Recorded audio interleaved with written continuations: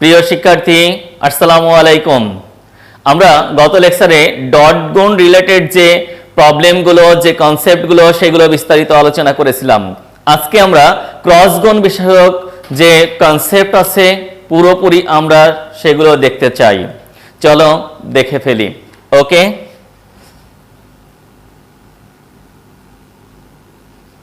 দুটি ভেক্টরের ক্রস বা ভেক্টর গুণ বিষয়ক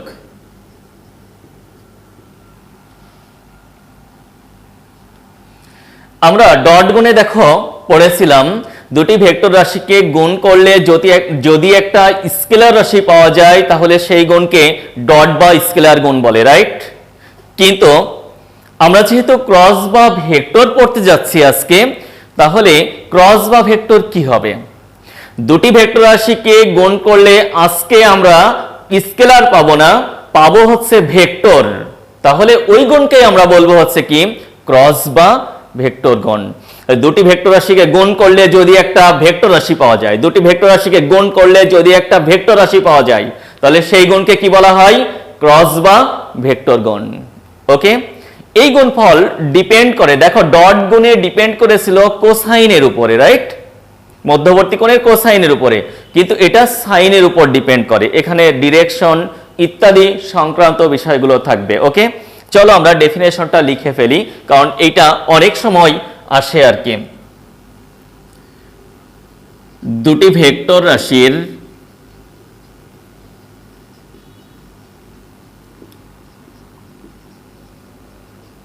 গুণফল যদি একটি ভেক্টর রাশি হয়,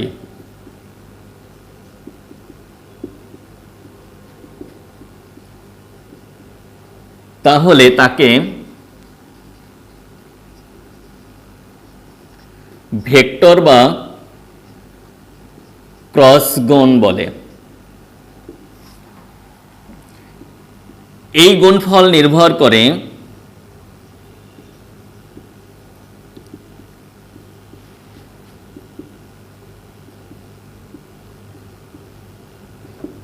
ভেক্টর দ্বয়ের মান ও মধ্যবর্তী কোণের সাইনের উপর।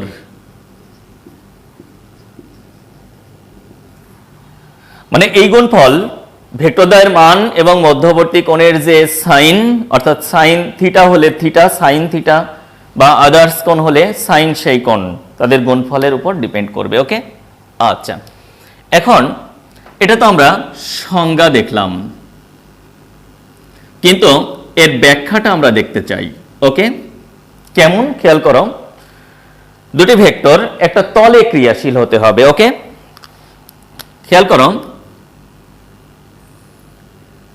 ধরে নাও এইটা একটা ভেক্টর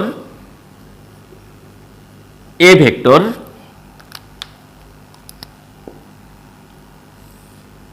এটা একটা ভেক্টর বি ভেক্টর। এদের মধ্যকার কোণ হচ্ছে থিটা। ওকে, এদের মধ্যকার কোণ থিটা। তাহলে সংজ্ঞা অনুসারে আমরা কি লিখতে পারি? যদি আমরা এ ক্রস বি লিখি, এখন আর ডট লিখবো না, ক্রস লিখবো, এ ক্রস বি লিখি, তাহলে কি হবে বলতো? হবে যেটা, সেটা হচ্ছে এই গুণফল নির্ভর করে ভেক্টর দ্বয়ের মান, তাই না? তাহলে এ এর মান, এ এর মান, বি এর মান, কারণ এদের উপর কোনো সাইন থাকবে না। মধ্যবর্তী কোণ কি বলতো? থিটা। এবং কিসের থিটা? Sine theta. তাহলে সাইন থিটা। কিন্তু ঘটনা দেখো, তোমরা বলেছিলা যেটা বা বুঝেছিলা যেটা, দুটি ভেক্টর রাশি গুণ করে একটা ভেক্টর রাশি পাওয়া লাগবে, রাইট? কিন্তু দেখো, এ একটা ভেক্টর রাশি, বি একটা ভেক্টর রাশি, তাদের আমরা ক্রস গুণ করেছি, কিন্তু ডান সাইডে আমরা কি এ এর মান পেয়েছি, বি এর মান পেয়েছি এবং মধ্যবর্তী কোণের সাইন পেয়েছি। কিন্তু বাম সাইডে ভেক্টর কন্ডিশন রয়ে আছে, কিন্তু ডান সাইডে কিন্তু ভেক্টর পেতে হবে। কারণ তোমরা পড়েছো দুটি ভেক্টর রাশির গুণফল যদি একটি ভেক্টর রাশি হয়, তাহলে ভেক্টর রাশি হতে হবে। তাহলে একটু খেয়াল করো, ডান সাইডের এই অংশটাকে দেখো মান হয়ে আছে, এটাকে যদি আমরা ভেক্টর বানাতে চাই, দিক বানাতে চাই, তাহলে এই মানের অংশের সাথে একটা একক ভেক্টরকে কি করে দিতে হবে, গুণ করে দিতে হবে। ওকে, তাহলে এখন কিন্তু ডান সাইডের অংশটা কি হবে, ভেক্টরে রূপান্তরিত হবে। ক্লিয়ার? ওকে, তাহলে এখন কি হলো, দুটি ভেক্টর রাশি গুণ করে নতুন একটা ভেক্টর রাশি খুঁজে পেলাম। ওকে, A B sine theta eta cap, eta cap. Okay okay, Greek যে সাইন ইটা, এর উপর আমরা ক্যাপ বা টুপি চিহ্ন দিয়েছি, দেখো একক ভেক্টর নির্দেশ করছে। ওকে, আর কোন মানের সাথে একক ভেক্টর গুণ হলে সেটা কি ভেক্টর নির্দেশিত হয়। ওকে, এখন ইটার দিক কোন দিকে, ইটা এর দিক ভেক্টর দ্বয় যে সমতলে অবস্থিত তার লম্ব বরাবর, যে সমতলে অবস্থিত তার লম্ব বরাবর। এখন ঘটনা বলো তো, এ আর বি একটা সমতলে অবস্থিত, তার মানে বোর্ডের তলে অবস্থিত। ওকে, তাহলে এ আর বি এর লম্ব বরাবর কোন দিক বলো তো, দেখো তো এ আর বি এর লম্ব মানে বোর্ডের লম্ব কোন দিকে, বোর্ডের উপরের দিকে। ক্লিয়ার? তাহলে ইটার দিক কোন দিকে হবে, অথবা এ ক্রস বি এর দিক কোন দিকে হবে, বোর্ডের লম্ব বরাবর উপর দিক, অথবা কি ভিতরের দিকে লম্ব বরাবর, তাই না? দেখো আমার যদি এই হাতটা তুমি কল্পনা করো, এটা একটা তল, আমরা কিন্তু তল ভেক্টর হিসেবে পড়েছিলাম। তাহলে এখন খেয়াল করো, ওই তলের লম্ব বরাবর কোন দিক, দেখো এটা একটা এ ভেক্টর, এটা একটা বি ভেক্টর। ওকে, ধরে নাও কি আমার এই হাতের তলে ক্রিয়াশীল এ আর বি, তাহলে এ আর বি এ ক্রস বি এর দিক মানে ইটা এর দিক কোন দিকে হবে, তলের লম্ব বরাবর উপরের দিক, অথবা লম্ব বরাবর কোন দিক, নিচের দিকে। রাইট? এখন আসলে কোন দিকে হবে সেটা আমরা এখন বের করতে চাই।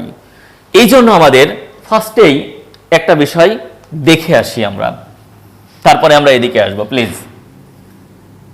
ডান হাতি স্ক্রোনিয়ম, ডানহাতি স্ক্রোনিয়ম। ওকে, রাইট হ্যান্ড থাম স্ক্রোনিয়ম। তো এখন খেয়াল করো, রাইট হ্যান্ড স্ক্রোনিয়ম কেমন, ডানহাতি স্ক্রোনিয়মটা কেমন। আমরা অনেক সময় স্ক্রো দেখেছি না? তো খেয়াল করো, এই ধরনের একটু আমরা বিবেচনায় আনি, এটা একটা স্ক্রো। ওকে, এই স্ক্রুটা দেখো, আমরা জানি যদি স্ক্রুটাকে এইভাবে আমরা পাক দিই, দেখো একটু খেয়াল করো, এইভাবে যদি আমরা পাক দিই, দেখো তো কোন দিকে ঘোরাচ্ছি, এইদিকে, তার মানে কি ক্লকওয়াইজ, দেখো ঘড়ির কাঁটার দিকে। রাইট? ঘড়ির কাঁটা এদিকে ঘোরে, তোমরা দেয়াল ঘড়ি তোমাদের রুমে যেগুলো টাঙানো আছে একটু তাকিয়ে দেখো, এইদিকে ঘড়ির কাঁটা ঘোরে, তার মানে ক্লকওয়াইজ ঘড়ির কাঁটার দিকে। তাহলে বৃদ্ধা আঙ্গুলটাকে এই বরাবর রেখে আমরা দেখো কি করেছি, অন্য আঙ্গুল এই দিকে ঘোরাচ্ছি, তার মানে ঘড়ির কাঁটার দিকে ঘোরাচ্ছি। যখনই ঘড়ির কাঁটার দিকে ঘোরাচ্ছে, দেখো তো স্ক্রুটা কোন দিকে যাচ্ছে, স্ক্রুটা দেখো উপরের দিকে যাচ্ছে। রাইট? উপরের দিকে স্ক্রু যাচ্ছে না? যাচ্ছে। তাহলে ক্রস গুণের স্ক্রু যেদিকে গমন করবে, অর্থাৎ প্রথম ভেক্টর থেকে দ্বিতীয় ভেক্টরের দিকে যদি ক্ষুদ্রতর কোণে স্ক্রুটাকে ঘুরাই, স্ক্রুটা যেদিকে যাবে সেদিকে হবে কি ক্রস গুণের দিক। আবার উল্টাটা খেয়াল করো তো, আমি যদি এইভাবে ঘুরাই, তাহলে আমার বৃদ্ধাঙ্গুল কোন দিকে, নিচের দিকে না? ভালো করে খেয়াল করো, বৃদ্ধাঙ্গুল নিচের দিকে। দেখো স্ক্রুটাও কি হচ্ছে, আমি এইভাবে ঘোরাচ্ছি, তার মানে এই দিকে ঘোরাচ্ছি, অ্যান্টি ক্লকওয়াইজ ঘোরাচ্ছি। তাহলে অ্যান্টি ক্লকওয়াইজ যদি ঘোরাই, তাহলে স্ক্রুটা দেখো তো কি হয়, খুলে যায়, তাই না? স্ক্রু দেখো খুলে যায়, নিচের দিকে আসে। তাহলে ক্রস গুণের দিক হবে কোন দিকে, নিচের দিকে, দুটি ভেক্টরের। তো এটা আমরা আরো একটু ক্লিয়ার হব বোর্ডে, এটা বিস্তারিত ভাবে আমরা দেখে। ওকে, খেয়াল করো, ডানহাতি স্ক্রোনিয়মটা আমরা দেখে ফেলি। ধরে নাও এটা একটা ভেক্টর এ ভেক্টর, এটা একটা ভেক্টর বি ভেক্টর, একটা তলে ক্রিয়াশীল, মধ্যবর্তী কোণ ধরে নাও কি থিটা। আমরা যদি এ ক্রস বি করি, তার মানে এ থেকে বি এর দিকে যদি ঘূর্ণন সৃষ্টি করি, এ থেকে বি এর দিকে যদি ঘুরাই স্ক্রুটাকে, দেখো তো এদিকে ঘূর্ণন না, এ থেকে বি, তার মানে এ ক্রস বি, পাবো কি A B sine theta eta cap, A cross B A B sine theta eta cap. তাহলে দেখো এ cross B A B sine theta eta cap. ওকে, এখন বলো তো এ ক্রস বি এর দিক কোন দিকে হবে? যদি এ ভেক্টর আর বি ভেক্টর বোর্ডের সমতলে অবস্থিত হয়, আর এ থেকে বি এর দিকে যদি আমরা ঘোরাই, তাহলে বলো দেখি কোন দিকে ডিরেকশন হবে? তাহলে আমরা কি করব, এ থেকে দেখো বি এর দিকে স্ক্রুটাকে ঘোরাবো। যদি এ থেকে বি এর দিকে স্ক্রুটাকে ঘোরাই, তাহলে আমাদের ঘূর্ণনটা কি হচ্ছে বলতো? Anti clockwise. আর অ্যান্টি ক্লকওয়াইজ মানে কোন দিকে বলতো? স্ক্রুটা উপরের দিকে যাবে, রাইট? তোমরা একটা স্ক্রু নিয়ে দেখবা। তাহলে এ থেকে বি এর দিকে, আবার খেয়াল করো, সহজভাবে বলে দিই, এ থেকে বি এর দিকে অন্য অন্য আঙ্গুলগুলোকে ঘুরিয়ে দাও, বৃদ্ধা আঙ্গুলের দিক যেদিকে হবে ক্রস গুণের দিক হবে সেদিকে, সোজা কথা। ক্লিয়ার? তাহলে এ থেকে বি এর দিকে ঘোরালে দেখো বোর্ডের উপরের দিকে। ওকে, তাহলে এ ক্রস বি এর দিক হবে বোর্ডের উপর দিকে। আমরা যেহেতু এই দিকে আঁকাতে পাচ্ছি না, আমরা কি করলাম, উপরের দিক দিয়ে দিলাম। আর এই দিকে হবে হচ্ছে এ ক্রস বি এর দিক, তার মানে ইটা এর দিক। ওকে, এবার আবার খেয়াল করো তো, যদি এই ঘটনাটা ঘটতো, এটা এ ভেক্টর, এটা বি ভেক্টর। ওকে, যদি উল্টা ঘূর্ণন হয়, দেখো তো ঘূর্ণনটা এইদিকে কেমন, ক্লকওয়াইজ না?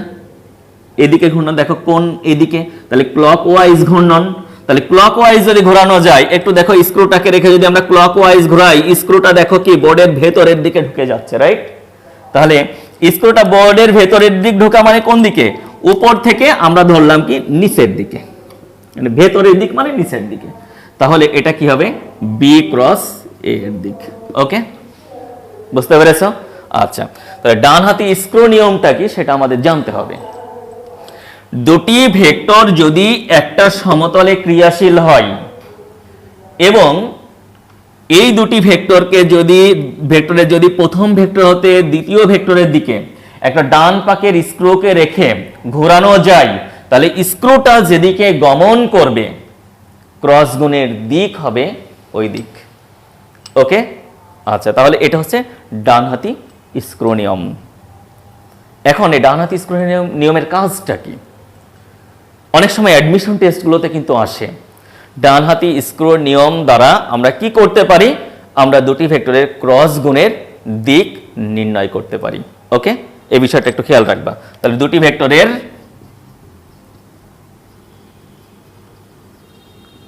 ক্রস গুণের দিক নির্দেশ করে কি?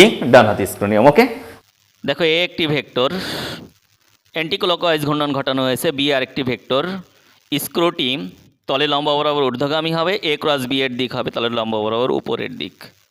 ওকে, আদারওয়াইজ বি ক্রস এ যদি ক্লকওয়াইজ ঘূর্ণন ঘটানো যায়, স্ক্রুটা দেখো নিম্নগামী গমন করবে, অর্থাৎ বি ক্রস এ এর দিক হবে নিচের দিকে। আচ্ছা, এবার ফিরে আসি। এবার দেখো তোমাদের জন্য অনেক বেশি পরিষ্কার হয়ে যাবে। বলতো এ থেকে বি এর দিকে যদি আমরা ক্রস গুণ করি, তাহলে এ ক্রস বি এর ডিরেকশন মানে ইটার ডিরেকশন কোন দিকে হবে? দেখো এ ক্রস বি, এ থেকে বি এর দিকে ঘূর্ণন, দেখো তো বৃদ্ধাঙ্গুল কোন দিকে আছে? বোর্ডের উপরের দিকে, রাইট? তাহলে অবশ্যই কি হবে? বোর্ডের উপরের দিকে। আমরা এই বরাবর তো লিখতে পাচ্ছি না, উপরের দিক দিয়ে দিলাম। তার মানে ঘূর্ণন এদিকে হলে এ ক্রস বি এর দিক হয় এদিকে। তাহলে বলো তো এ ক্রস বি ইটা এর দিক কোন দিকে হয়? তাহলে লম্ব বরাবর উপরের দিক, রাইট? আচ্ছা, এবার তোমরা খেয়াল করো, আমি যদি এখানে লিখতাম হচ্ছে বি ক্রস এ, তাহলে কি হতো? B A sine theta eta cap, right? B A sine theta eta cap, তাই না? তো এখন খেয়াল করো বি ক্রস এ এর দিক কোন দিকে? ডানহাতি স্ক্রু নিয়ম অনুযায়ী। তাহলে বলেন তো দেখি, আমরা বি ক্রস এ, তাহলে বি থেকে এ এর দিকে ঘোরাবো, তাহলে বি থেকে এ এর দিকে যদি ঘোরায়, দেখো তো বৃদ্ধা আঙ্গুল কোন দিকে, আমরা এই নিয়মটা ফলো করবো, যেহেতু স্ক্রু সবসময় আমরা নিতে পারবো না, কাছে রাখতে পারবো না, আঙ্গুল যেহেতু সবসময় কাছে আছে, তো আঙ্গুলটাকে কাজে লাগাই। আচ্ছা, তো মাঝে আবার এইভাবে দেখাও না। তো এখন ঘটনা দেখো, এই যে এই ক্লিয়ার। আচ্ছা, তো এখন ঘটনা, যদি বি ক্রস এ হয় তাহলে ঘূর্ণনটা হবে থিটা কোণের ঘূর্ণন হবে এই বরাবর এইদিকে। তাহলে দেখো ক্লকওয়াইজ, এটা ছিল আন্টি ক্লকওয়াইজ, এটা হচ্ছে ক্লকওয়াইজ। তাহলে ক্লকওয়াইজ যদি হয় কোন দিকে হবে বলো তো দেখি? তলের লম্বা বরাবর নিচের দিকে। ওকে, দেখো আঙ্গুলটা নিচের দিকেই যাচ্ছে। ওকে, বি ক্রস এ, তাহলে এই দিকে হবে বি ক্রস এ এর দিক। ক্লিয়ার? তাহলে এ ক্রস বি যদি হয়, আমরা যদি ডান হাতি স্ক্রু নিয়ম অনুযায়ী যদি আমরা হাতটাকেই কি ঘোরাবো এ থেকে বি এর দিকে, দেখো বৃদ্ধাঙ্গুল কি তলে লম্বা বরাবর উপরের দিকে, তাহলে উপরের দিকে হবে তার ক্রসগণের দিক। আর কি যদি ক্লকওয়াইজ হয়, দেখো কি বৃদ্ধাঙ্গুল তলের নিচের দিকে যাচ্ছে, তাহলে বি ক্রস এ এর দিক হবে তলে লম্বা বরাবর নিচের দিক। ওকে, আচ্ছা, তাহলে এই বিষয়টা তোমরা একটু খেয়াল রেখো, ইম্পর্টেন্ট। নেক্সট, এখন তোমরা একটু খেয়াল করো তো,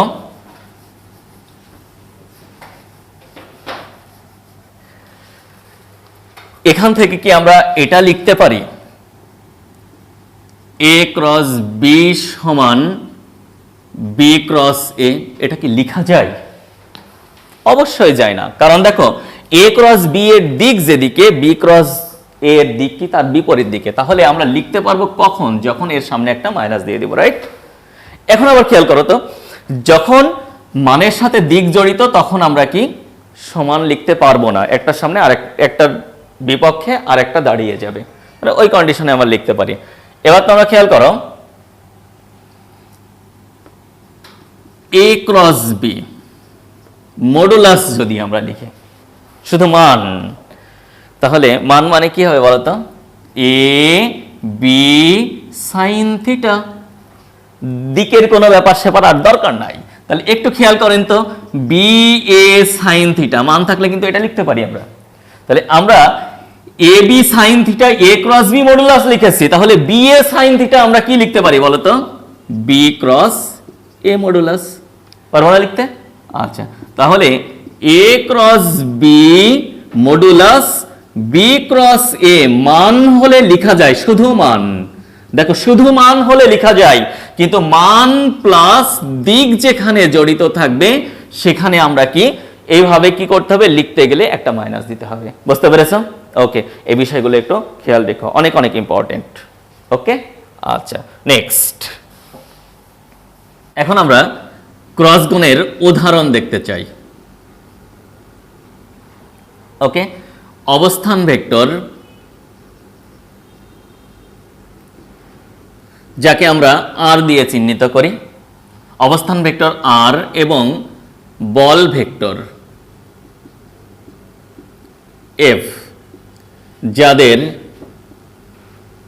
ক্রস গুণফল টর্ক,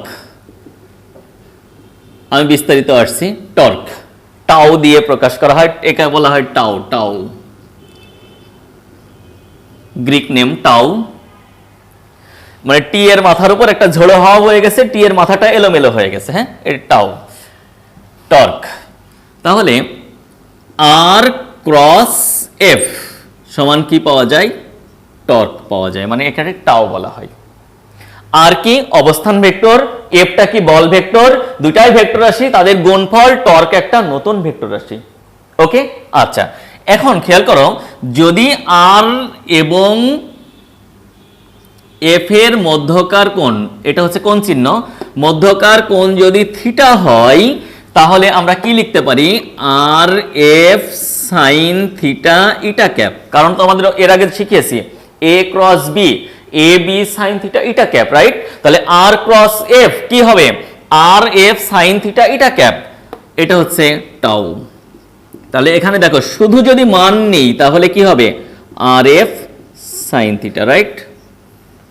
এটা একটা ইম্পর্টেন্ট ইকুয়েশন।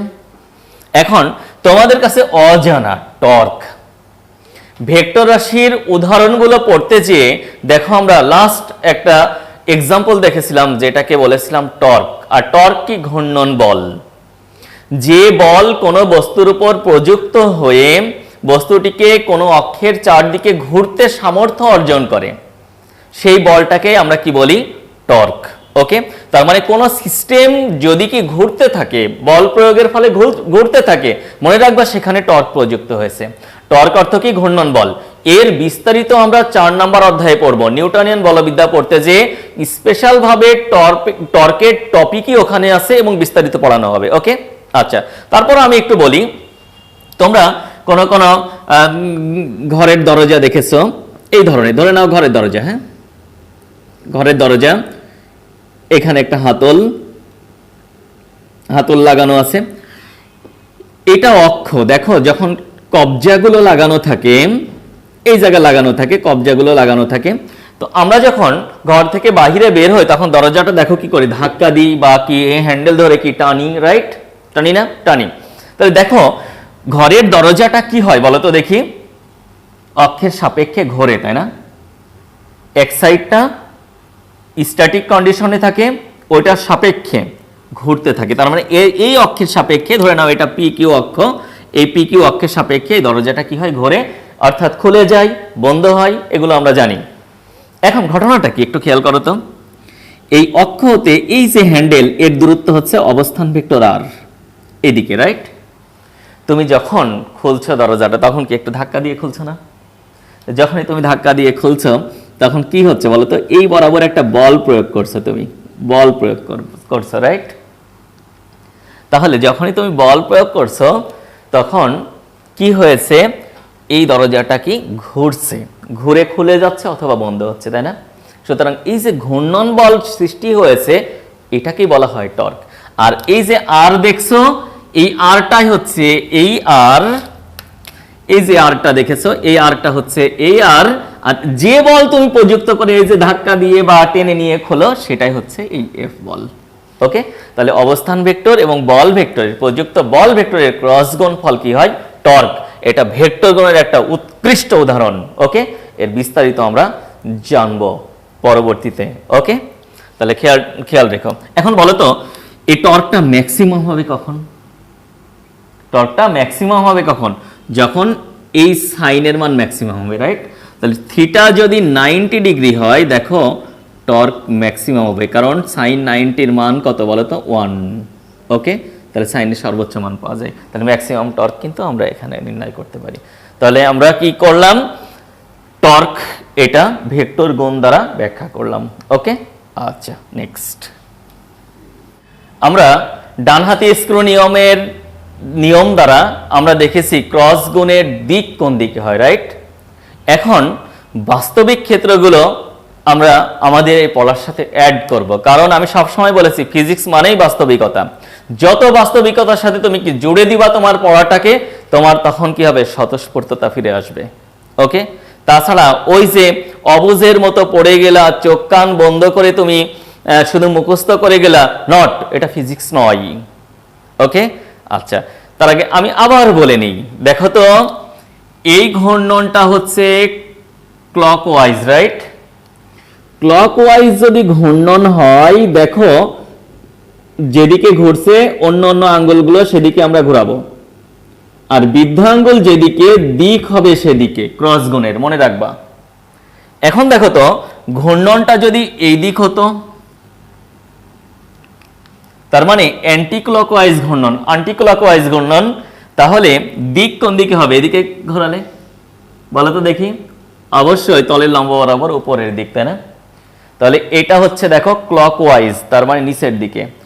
ক্লকওয়াইজ নিচের দিকে, ক্লকওয়াইজ নিচের দিকে, অ্যান্টি ক্লকওয়াইজ উপরের দিকে, অ্যান্টি ক্লকওয়াইজ উপরের দিকে, রাইট? ওকে, আচ্ছা, এখন আমরা কিছু বাস্তবিকতায় চলে যেতে চাই।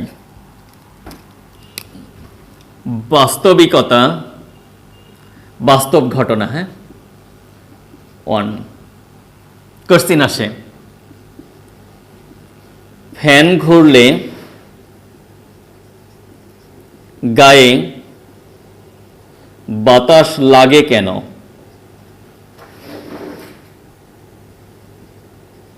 ব্যাখ্যা দাও।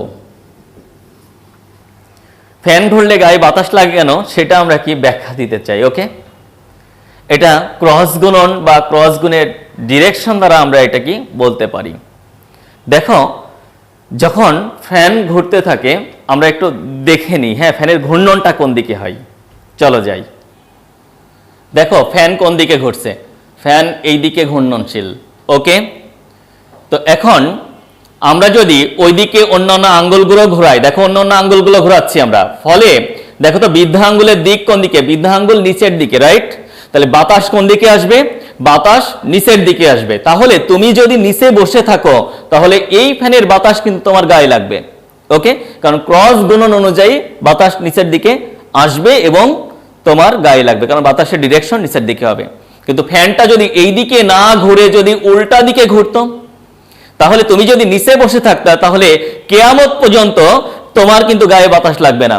বাতাস কোন দিকে যাবে, যদি এই দিকে ঘুরতো ফ্যান, এইদিকে যদি বাতাস ফ্যানটা কি ঘুরতো, ফ্যান তো আগের মতোই যথারীতি ঘুরছে, এইদিকে ঘুরলে দেখো এইদিকে তখন আমরা কি ঘোরাতাম বৃদ্ধাঙ্গুল উপরের দিকে, তখন বাতাস কিন্তু যেত কোন দিকে বলতো, বাতাস যেত উপরের দিকে। তখন তোমাকে ফ্যানের উপরে যে বসে কিন্তু বই নিয়ে যেয়ে পড়তে হবে বাতাস পেতে গেলে, বুঝতে পেরেছ?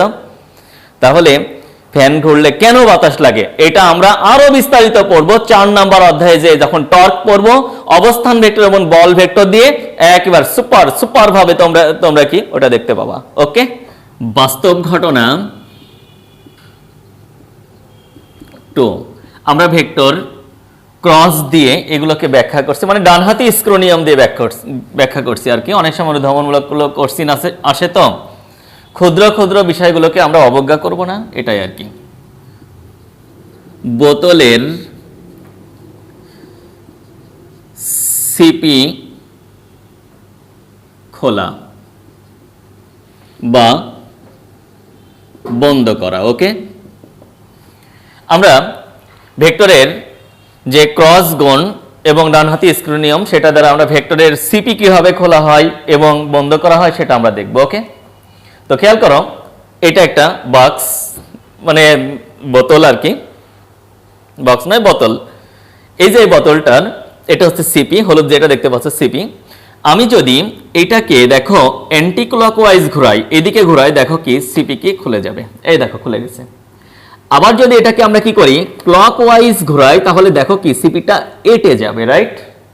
অথবা কি বয়াম যেগুলো আছে, আচারের বয়াম বলো না কেন বা ইত্যাদি যে এগুলো আছে এই টাইপের মানে জারগুলো আছে, সেগুলোকে কিন্তু আমরা খোলার জন্য এবং বন্ধের জন্য কি করি, দেখো ডানহাতি স্ক্রোনিয়াম ব্যবহার করি, রাইট। ওকে, তো তোমরা এগুলো দেখবা আর কি। নেক্সট, বাস্তব ঘটনা 3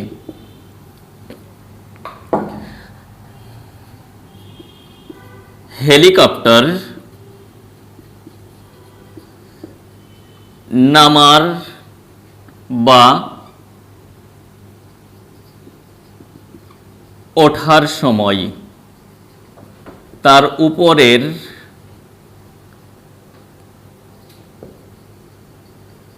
পাখার ঘূর্ণন, এটা আমরা ভেক্টর ক্রস গুণন অর্থাৎ ডানহাতি স্ক্রোনিয়াম দ্বারা ব্যাখ্যা করতে পারি। দেখো হেলিকপ্টার যখন কি ল্যান্ড করে ওই সময় দেখবা কি পাখাটা সাধারণত ক্লকওয়াইজ ঘোরে, অর্থাৎ এইভাবে ঘুরতে থাকে, ক্লকওয়াইজ ঘুরতে থাকে। আর যখনই ক্লকওয়াইজ ঘুরে, দেখো তো ক্লকওয়াইজ ঘুরলে, ক্লকওয়াইজ তার মানে ক্লকওয়াইজ ঘুরলে দেখো ডিরেকশন কোন দিকে হয়, নিচের দিকে। ওকে, মাটির দিকে অর্থাৎ গ্রাউন্ডের দিকে হয়। সুতরাং নামার সময় দেখবা কি হেলিকপ্টারের যে পাখাগুলো আছে পাখাগুলোকে ক্লকওয়াইজ করে। আবার ওঠার সময়, কারণ ঊর্ধ্বগামী ডিরেকশন হতে হবে, দেখবা কি পাখাগুলো অ্যান্টি ক্লকওয়াইজ ঘোরে। অ্যান্টি ক্লকওয়াইজ ঘূর্ণনের কারণে দেখো তো ডিরেকশন কোন দিকে হয়, ঊর্ধ্বমুখী হয়, রাইট। এবার খেয়াল করো বাস্তব ঘটনা 4 নদীতে পানির ঘূর্ণন বা ঝর্ণার ক্ষেত্রে দেখবা নদীতে সাধারণত পানি যখন গতিশীল হয় কোনো এক সময় কি একটা জায়গায় কি পানি কি পাক খেতে থাকে, ঘূর্ণনশীল ঘূর্ণির সৃষ্টি হয়। ঘূর্ণির সৃষ্টির ফলে দেখবা কি ঝর্ণা টাইপের একটা কন্ডিশন সৃষ্টি হয়, অর্থাৎ নিম্নমুখী হয়। পানি ওখানে নিম্নমুখী হয় কেন? কারণ পানির ঘূর্ণনটা হয় হচ্ছে ক্লকওয়াইজ। যখনই ক্লকওয়াইজ হবে তখন ডিরেকশন কোন দিকে হবে বলো তো? ঘূর্ণনের দিক নিচের দিকে, পানি দেখবা নিচের দিকে চলে যায়। কোনো একটা বস্তু ভেসে গেলে ওই জায়গায় দেখবা ঘুরতে ঘুরতে নিচের দিকে তলিয়ে যায়। ওকে, চলো আমরা একটু দেখে নিই ঘটনাটা কি ঘটছে এখানে। দেখো পানির ঘূর্ণন হচ্ছে ক্লকওয়াইজ, ফলে একটা গর্ত সৃষ্টি হয়েছে। ওকে, পদ্মার পানিতে পানির ঘূর্ণনের ফলে দেখো কি নিম্নগামী পানি গতিশীল হচ্ছে। ওকে, ক্লকওয়াইজ ঘূর্ণনের ফলে। ওকে, বাস্তব ঘটনা 5 একটু আমরা দেখে নিব। সমুদ্রে সৃষ্ট ঘূর্ণিঝড় উপরের দিকে ধাবিত হয় কেন? তাহলে কি হয়? সমুদ্রে যখন ঘূর্ণিপাক সৃষ্টি হয়, ঘূর্ণিঝড় সৃষ্টি হয়, ঘূর্ণিঝড়ের সৃষ্টির সময় কি ঘটনাটা ঘটে জানো? সমুদ্রের পানির অ্যান্টি ক্লকওয়াইজ ঘূর্ণন হয়। অ্যান্টি ক্লকওয়াইজ ঘূর্ণনের ফলে এখানে আরো অনেক ধরনের মেকানিজম আছে, সেটা আমরা বাতাসের ঘনত্ব বিষয়ক বিশেষ প্রবলেমগুলো আছে, সেগুলো আমরা পরে জানবো। ওখানে পানির ঘূর্ণন সৃষ্টি হয় কোন দিকে? Anti clockwise. ফলে ওখানে যে বাতাস, আবদ্ধ যে বাতাস থাকে, ওই বাতাসের ঘূর্ণনও হয় অ্যান্টি ক্লকওয়াইজ। অ্যান্টি ক্লকওয়াইজ ঘূর্ণন হলে দেখো তো ডিরেকশন কোন দিকে হয়? উপরের দিকে। তো উপরের দিকে ঘূর্ণিপাক উঠে কোনো এক দিকে কি হয়? বাতাসে ফলে প্রবাহিত হয়। এটা আমরা একটু দেখে নিই, চলো। দেখো সমুদ্রে সৃষ্ট ঘূর্ণিপাক, এটা অ্যান্টি ক্লকওয়াইজ ঘূর্ণনশীল হয়, ফলে ডিরেকশন হয় ঊর্ধ্বগামী। ওকে, আচ্ছা, ওকে, বাস্তব ঘটনা তোমাদের কাছে এবার আমি জানতে চাই। ওকে, খেয়াল করো, এটা একটা বাক্স, এটা একটা বাক্স,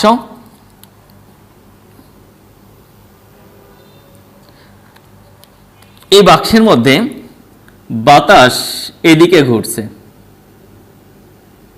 এই দিকে ঘুরছে বাতাস, বাতাসের ঘূর্ণনটা এই দিকে হচ্ছে, মানে ক্লকওয়াইজ ঘূর্ণন হচ্ছে। ওকে, হঠাৎ করে এই বাক্সের মধ্যে একটা মাছি পড়ে গেল।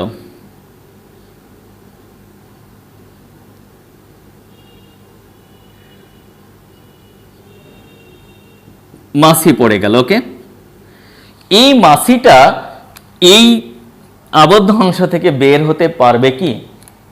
পারবে? অবশ্যই না, কারণ দেখো কি বাতাস দেখো ক্লকওয়াইজ ঘুরছে। যদি বাতাস ক্লকওয়াইজ ঘুরে তাহলে বাতাসের ডিরেকশন কোন দিকে যাবে? নিচের দিকে। তাহলে বলো নিচের দিকে যদি যাই, মাছি বারবার উপরের দিকে উঠলো, কি হবে? বাতাস, ভেতরের বাতাস বারবার ওকে টেনে কি করবে? একেবারে নিচে নামিয়ে দিবে। রাইট, বোঝা গেছে বিষয়গুলো? আচ্ছা, তাহলে এই যে বাস্তবিক ঘটনা আমরা ডানহাতি স্ক্রু নিয়ম দ্বারা ব্যাখ্যা করতে পারি। ওকে, আচ্ছা, নেক্সট। ওকে, খেয়াল করো, ভেক্টরগণ বিনিময় সূত্র মেনে চলে না, ব্যাখ্যা করো। খেয়াল করো তো, বিনিময় সূত্র কিন্তু আমরা দেখেছি, এটা একটা ভেক্টর, এ ভেক্টর, এটা একটা ভেক্টর, বি ভেক্টর। ওকে, যদি আমরা ক্ষুদ্রতর কোণে ঘোরাই এ থেকে বি এর দিকে থিটা কোণে, হ্যাঁ, এ থেকে বি এর দিকে যদি ঘূর্ণন হয় তাহলে দেখো ক্রস গুণের দিক কোন দিকে হয়? এদিকে। এ ক্রস বি এর দিকে হয় হচ্ছে উপরের দিকে। রাইট, কিন্তু যদি আমরা বি ক্রস এ করি, ক্ষুদ্রতর কোণে ওই একই করে কোণে ঘোরাই, তাহলে বি ক্রস এ এর দিক কিন্তু আমরা কি দেখলাম বলো তো দেখি? বিপরীত দিকে দেখলাম। রাইট, বিপরীত দিকে। ওটা যদি পজিটিভ ধরি তার নেগেটিভ সাইড এটা, তাই না? তাহলে আমরা যদি লিখি তাহলে a cross b is equal b cross a কিন্তু আমরা লিখতে পারবো না। Right, not equal.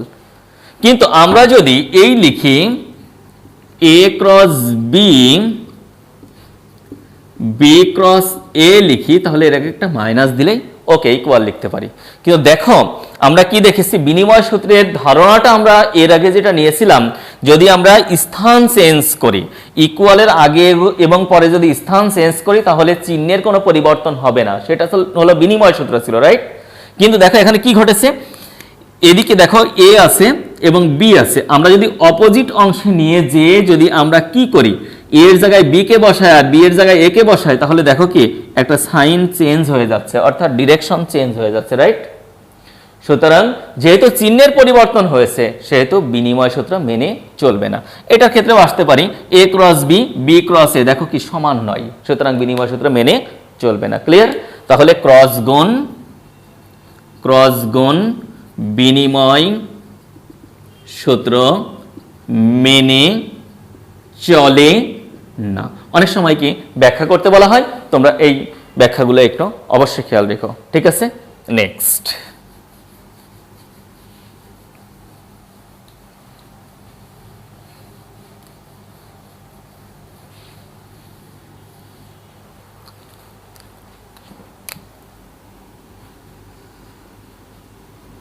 ক্ষেত্র 1 স্পেশাল অংশ, একটু খেয়াল করো তোমরা। I cross I, J cross J, K cross K is equal 0 হয়। তাহলে আমরা দেখো এর আগে যেটা দেখেছিলাম সেটা হচ্ছে আই ডট আই হচ্ছে 1, কিন্তু আমরা যখনই একই জাতীয় একক ভেক্টরকে ক্রস গুণনের বন্ধনে বেঁধে দিব তখন কি হয়ে যাবে, 0 হয়ে যাবে। ওকে, কিভাবে হয় একটু খেয়াল করো তো। সলিউশন, আই ক্রস আই আমরা 0 দেখতে চাই, তাই না? তাহলে দেখো তো এটা হচ্ছে এক্স অ্যাক্সিস, এক্স অক্ষের দিকে কি এই আইটা এক্স অক্ষের পজিটিভ দিকে, এই আইটাও কি বলতো এক্স অক্ষের পজিটিভ দিকে ক্রিয়াশীল, তাহলে এদের মধ্যবর্তী কোণ কত ডিগ্রি বলতো, 0 ডিগ্রি, তাই না? তাহলে আমরা যেহেতু ক্রস গুণ শিখেছি, দেখো এ ক্রস বি ছিল A B sine theta eta cap, তাই না? A B sine theta eta cap, এ ছিল এ ভেক্টরের মান, বি ছিল বি ভেক্টরের মান, থিটা হচ্ছে তাদের মধ্যবর্তী কোণ। তাহলে বলো তো দেখি, আই ক্রস আই, এই আই মানে কি একটা একক ভেক্টর, তাহলে এই একক ভেক্টরের মান কত, 1, এই একক ভেক্টরের মান কত, 1, সাইন মধ্যবর্তী কোণ কত বলো তো, এই দুই একক ভেক্টরের 0 ডিগ্রি, আবার ইটা ক্যাপ, রাইট? তাহলে কি ঘটনাটা ঘটলো বলো তো দেখি, সাইন 0 মানে 0, গোটা পৃথিবীকে যদি 0 দিয়ে গুণ করা যায় তাহলে 0 হয়ে যাবে, তাহলে সাইন 0 0 মানে এই টোটাল সিস্টেমটা কি হয়ে যাবে, 0 হয়ে যাবে, রাইট? তাহলে দেখো তো আই ক্রস আই পেলাম 0, তাহলে জে ক্রস জে কি হবে 0, কে ক্রস কে কি হবে 0, পারা যাবে না? ইনশাআল্লাহ পারা যাবে। নেক্সট, এবার খেয়াল করো তো ক্ষেত্র 2, একটা বিষয় মনে রেখো তোমরা, ধরে নাও আই জে কে, ওকে? তো দেখো এই দিকে ঘূর্ণন মানে হচ্ছে anti clockwise, right? Anti clockwise, দেখো তো ঘূর্ণন কি অ্যান্টি ক্লকওয়াইজ, দিক কোন দিকে হবে? যদি অ্যান্টি ক্লকওয়াইজ হয় তাহলে দিক হবে আঙ্কেলের দিকে নাকি উপরের দিকে? আচ্ছা, কারণ দেখো বৃদ্ধাঙ্গুল যেদিকে সেদিকে। এবার খেয়াল করো তো, যদি ঘূর্ণনটা কোনো ক্রমে এই দিকে হয় তাহলে কি হবে বলো তো, নিচের দিকে, তলের নিচের দিকে। তাহলে বলো তো আমরা উপরের দিক চাই না নিচের দিকে চাই? আমরা সবসময় উপরের দিকে আশা করি, তাই না? উপরে উঠতে চাই। তাহলে আমরা সবসময় তলের উপর সাইডটাকে পজিটিভ ধরি, নিচের সাইডটাকে আমরা কি নেগেটিভ ধরি, রাইট? তাহলে একটু খেয়াল রেখো তোমরা, আমরা যখন অ্যান্টি ক্লকওয়াইজ ঘূর্ণন দেখব তখন দেখো তলের লম্ব বরাবর উপরের দিক, তার মানে কি হবে পজিটিভ দিক। তাহলে তলের যদি উপরের দিক হয় মানে ঘূর্ণনটা অ্যান্টি ক্লকওয়াইজ হয় তাহলে আমরা পজিটিভ ধরবো, আর ক্লকওয়াইজ মানে কি দেখো তো এদিকে, তাহলে দেখো তো ডিরেকশন নিচের দিকে, তাহলে আমরা এটাকে নেগেটিভ ধরবো। ওকে, কিভাবে হবে একটু খেয়াল করেন। I cross I, sorry I cross J,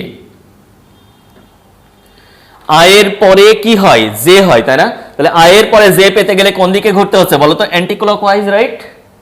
anti clockwise ঘুরতে হয়েছে, এই যে এইটা। তাহলে আই এর পরে যদি জে কে দিয়ে ক্রস গুণ করি তাহলে হবে হচ্ছে কে, কেমন কে প্লাস কে, কারণ ঘূর্ণন এদিকে ঘটেছে, তাই না? ক্লিয়ার? এবার বলো তো জে ক্রস কে যদি লিখি তাহলে কি হবে? জে ক্রস কে যদি লিখি তাহলে যে ঘটনাটা ঘটবে, দেখো জে এর পরে হয় কে, তাহলে কোন দিকে ঘুরতে হচ্ছে? আমাদের এই দিকে, তার মানে অ্যান্টি ক্লকওয়াইজ ঘুরতে হচ্ছে, তাহলে কি হবে? Plus I, right? ওকে, এবার খেয়াল করো তো কে ক্রস আই কি হবে বলো তো দেখি। কে এর পরে যদি আই কে পেতে হয় আমাদের ঘূর্ণন কিন্তু অ্যান্টি ক্লকওয়াইজ হতে হচ্ছে, তাহলে কি হবে বলো তো? অ্যান্টি ক্লকওয়াইজ মানে কি? প্লাস পরেরটা, তারপরেরটা কে ক্রস যদি আই হয় তাহলে কি হবে? প্লাস জে হবে, তাই না? এখন যদি এই ঘূর্ণনটাকে উল্টিয়ে দেওয়া যেত, দেখো জে ক্রস আই যদি লিখতাম তাহলে কি হতো? জে এর পরে আই পেতে গেলে দেখো ঘূর্ণনটা আমাদের এই দিকে ঘুরতে হচ্ছে, তাই না? জে এখানে আই ওইদিকে, তাহলে এইদিকে ঘূর্ণন, আর এইদিকে ঘূর্ণন মানে কি বলতো দেখি? মাইনাস, তাহলে আমরা কি লিখবো? মাইনাস কে। কিভাবে আসছে সেটা আমি দেখাচ্ছি, টেনশন নাই। এবার বলতো কে ক্রস যদি জে লিখতাম তাহলে কি হতো? Minus I. এখানে খেয়াল করো তো যদি আমরা আই ক্রস কে লিখতাম তাহলে কি হতো? মাইনাস জে হতো, তাই না? কারণ আই, এ দেখো আই ক্রস কে মানে কি? ঘূর্ণন কি? ক্লকওয়াইজ, তাহলে ডিরেকশন কোন দিকে? নিচের দিকে, দেখো মাইনাস, তাহলে মাইনাস জে হয়ে যাবে। ওকে, এখন তোমাদের কিন্তু চরম একটা কোশ্চেন এসে হাজির হয়ে গেছে, তাই না? আই ক্রস জে কিভাবে কে হয়? ওকে, আচ্ছা একটু দেখে নিই সলিউশন। আই ক্রস জে সমান জে প্লাস কে হয়, কিভাবে হয় সেটা আমরা দেখব। ওকে, প্লাস আই, তাই না? কয় মাত্রিক স্থানাঙ্ক ব্যবস্থা? ত্রিমাত্রিক। আচ্ছা, এটা হচ্ছে এক্স অ্যাক্সিস, এটা হচ্ছে ওয়াই অ্যাক্সিস, আর জেড অ্যাক্সিস কি হয়? এর সাথে লম্বভাবে হয় 3D প্রসেস। আমি দেখিয়েছিলাম তোমাদের এই বরাবর, ধরে নাও কি জেড অ্যাক্সিস, রাইট? আমরা জানি যেটা, সেটা হচ্ছে কি এক্স অক্ষ বরাবর একক ভেক্টর আই ক্যাপ, ওয়াই অক্ষ বরাবর একক ভেক্টর হচ্ছে জে ক্যাপ, জেড অক্ষ বরাবর একক ভেক্টর হচ্ছে কি? কে ক্যাপ। ঠিক আছে?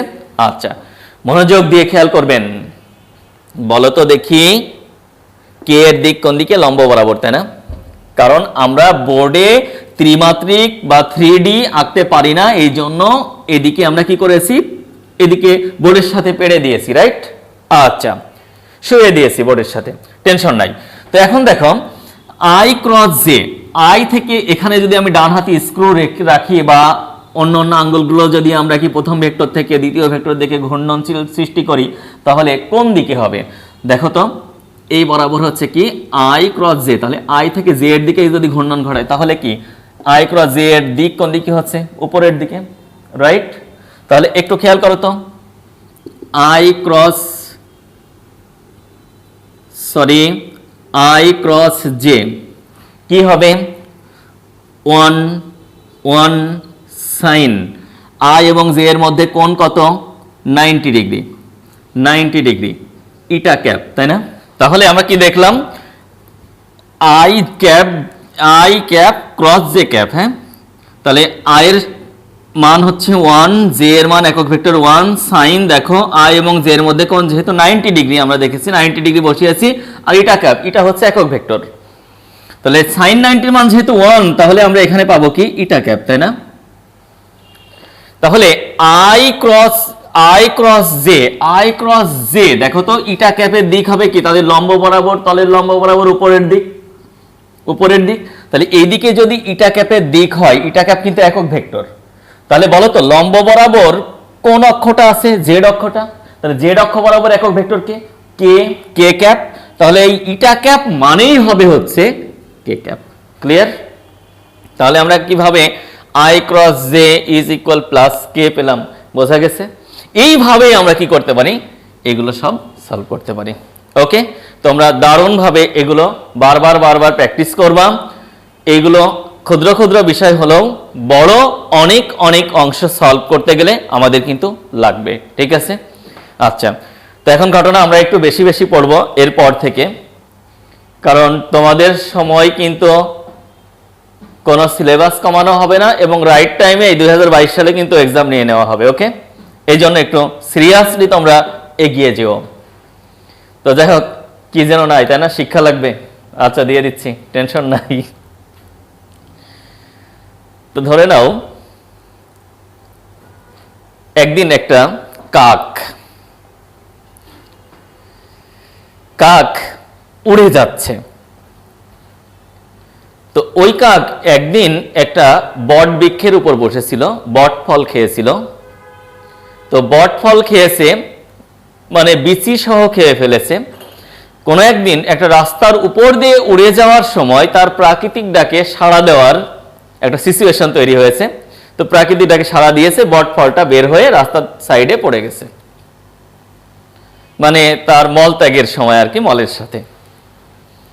তো এখন ওই বট ফলটা ওখানে পড়ে থাকার পর ধীরে ধীরে ধীরে ধীরে ওখান থেকে একটা বট বৃক্ষ তৈরি হয়েছে, অর্থাৎ ক্ষুদ্র বট বৃক্ষ অঙ্কুরোদ্গম হয়ে তৈরি হয়েছে, ধীরে ধীরে ধীরে ধীরে ধীরে ধীরে বড় হচ্ছে। কোনো এক সময় কালের বিবর্তনে আজকে সেই বট ফলের সেই বীজটা বিরাট এক মহীরুহ বট বৃক্ষে পরিণত হয়েছে। ওই রাস্তাকে একটা বিরাট অঞ্চল জুড়ে ছায়া দিয়ে রাখছে। প্রচন্ড দাবদাহে পথিক ওই রাস্তা দিয়ে হেঁটে যায়। ক্লান্ত শ্রান্ত অবস্থায় বটবৃক্ষের নিচে বসে, নিজেকে একটু কি জিরিয়ে নিয়ে আবার সে কি তার যাত্রা শুরু করে। দেখো আমি যেটা তোমাদের বলতে চাচ্ছি, সেই ক্ষুদ্র বট বীজ যেটা কাকের পেটে ছিল, পেট থেকে প্রাকৃতিক ডাকে কাক সাড়া দিয়েছিল, ওখান থেকে ওই বট বীজ থেকে বিরাট আজকে মহীরুহ বট বৃক্ষ তৈরি হয়েছে। আজকে কি করছে, ছায়াদানকারী, এবং প্রত্যেককে ছায়া দিয়ে যায় যতজন পথিক ওই পথ ধরে যায়।